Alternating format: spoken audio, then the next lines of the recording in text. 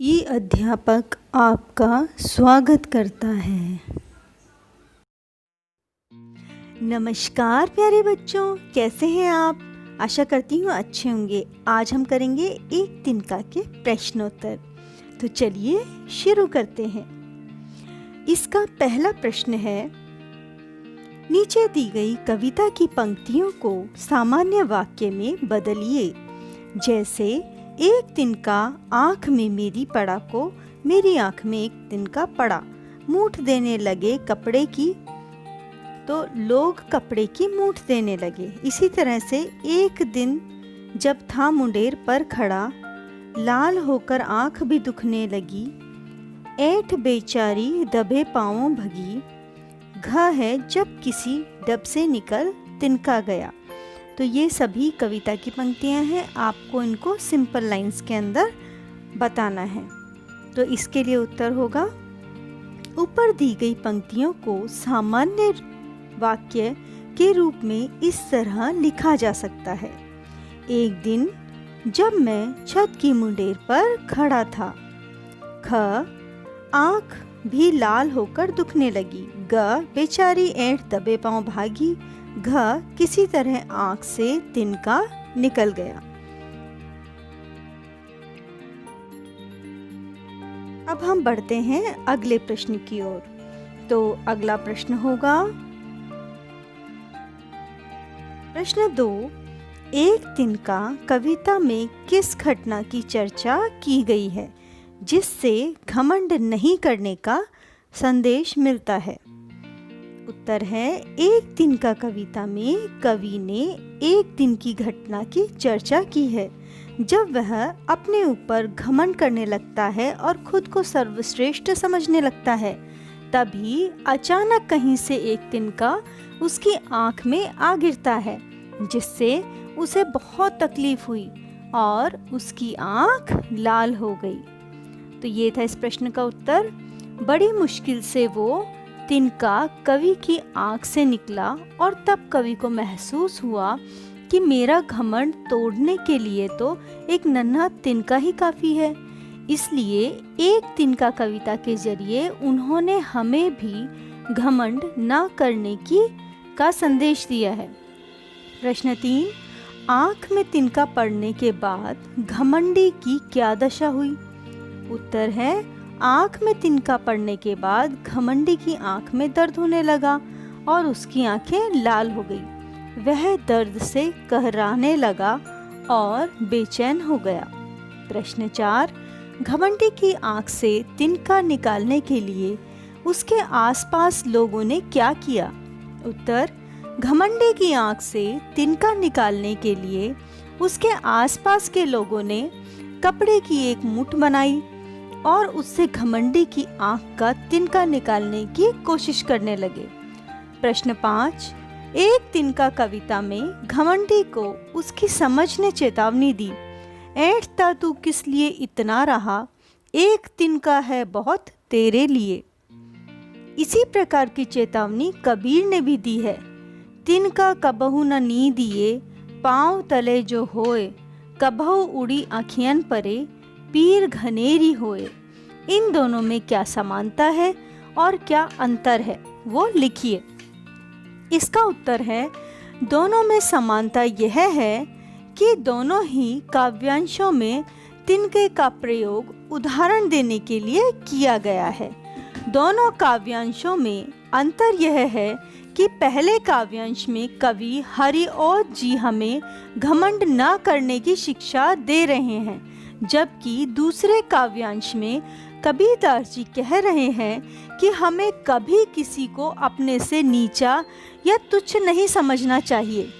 प्रश्न 1, इस कविता को कवि ने मैं से आरंभ किया। मैं घमंड में भरा ऐंठा हुआ। कवि का यह मैं कविता पढ़ने वाले व्यक्ति से भी जुड़ा है और तब अनुभव यह होगा कि कविता पढ़ने वाला व्यक्ति अपनी बात बता रहा है।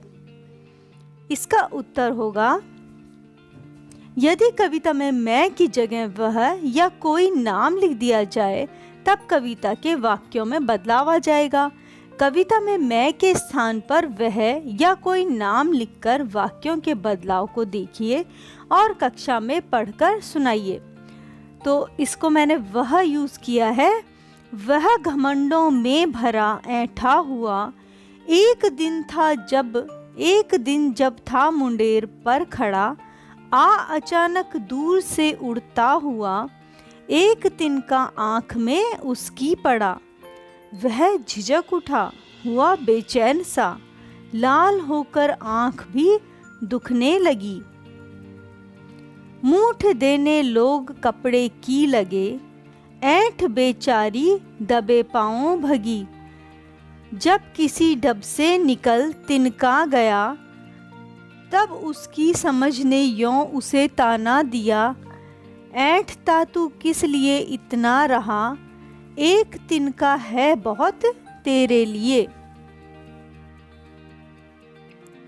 प्रश्न 2, नीचे दी गई पंक्तियों को ध्यान से पढ़िए। ऐंठ बेचारी दबे पाँव भगी, तब समझ ने यों मुझे ताने दिए। इन पंक्तियों में ऐंठ और समझ शब्दों का प्रयोग सजीव प्राणी की भांति हुआ है। कल्पना कीजिए, यदि ऐंठ और समझ किसी नाटक के दो पात्र होते तो उनको अभिनय कैसा होता। तो ऐंठ और समझ, तो समझ है वो बोल रहा है, ऐंठ तुम इतना घमंड क्यों करती हो। ऐंठ ये हमारे मनोभाव हैं दोनों। समझ तेरी समझ में यह नहीं आता कि यदि मनुष्य सुंदर है, धनवान हो, समाज में ऊंचा स्थान रखता हो तो उसे अपने ओर घमंड आ जाता है। समझ नहीं ऐंठ, कभी घमंड नहीं करना चाहिए। दूसरों को तुच्छ समझना गलत है।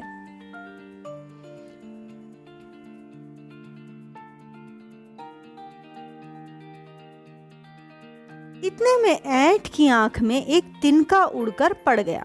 समझ, ऐंठ इतना तिलमिला क्यों रही हो।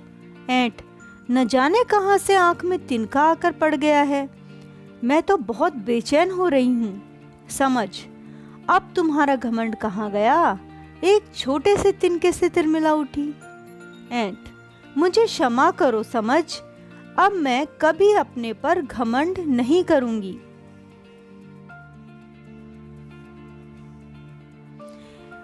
प्रश्न, नीचे दी गई कबीर की पंक्तियों में तिनका शब्द का प्रयोग एक से अधिक बार किया गया है। इनके अलग अलग अर्थों की जानकारी प्राप्त करें। उठा बबूला प्रेम का, तिनका उड़ा आकाश, तिनका तिनका हो गया, तिनका तिनके पास। तो इसमें तिनका शब्द का उपयोग किया गया है, लेकिन सारे तिनके का प्रयोग जो है उसका अर्थ अलग अलग है।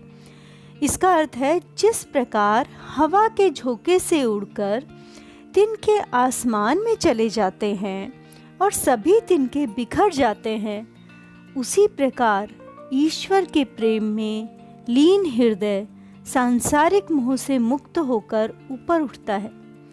वह आत्मा का परिचय प्राप्त कर परमात्मा से मिल जाता है, यानी उसे अपने अस्तित्व की पहचान हो जाती है और सभी प्रकार की बाधाओं से मुक्त होकर ईश्वर के करीब पहुंच जाता है, यानी आत्मा का परमात्मा से मिलन होता है। भाषा की बात, किसी डब से निकलने का अर्थ है किसी ढंग से निकलना। डब से जैसे कई वाक्यांशों से आप परिचित होंगे, जैसे धम से वाक्यांश है, लेकिन ध्वनियों में समानता होने के बाद भी डब से और धम से जैसे वाक्यांशों के प्रयोग में अंतर है। धम से और छप से इत्यादि का प्रयोग ध्वनि द्वारा क्रिया को सूचित करने के लिए किया जाता है। नीचे कुछ ध्वनि द्वारा क्रिया को सूचित करने वाले वाक्यांश और कुछ अधूरे वाक्य दिए गए हैं। उचित वाक्यांश चुनकर वाक्यों के खाली स्थान को भरना है। इसमें छप से, टप से, थर से, फुर से, सन से। का मेंढक पानी में डैश कूद गया, नल बंद होने के बाद पानी की एक बूंद डैश गई। ग शोर होते ही चिड़िया डैश उड़ी। घ ठंडी हवा गुजरी। मैं ठंड में कांप गया। तो इसके अंदर ऊपर दिए गए शब्दों का प्रयोग करना है। तो इसका प्रयोग इस प्रकार से होगा, अभी मैं आपको करके दिखाती हूँ। फर्स्ट है, मेंढक पानी में छप से कूद गया। नेक्स्ट होगा, नल बंद होने के बाद पानी की एक बूंद टप से चू गई। शोर होते ही चिड़िया फुर से उड़ी। ठंडी हवा सन से गुजरी, मैं ठंड में थर से कांप गया।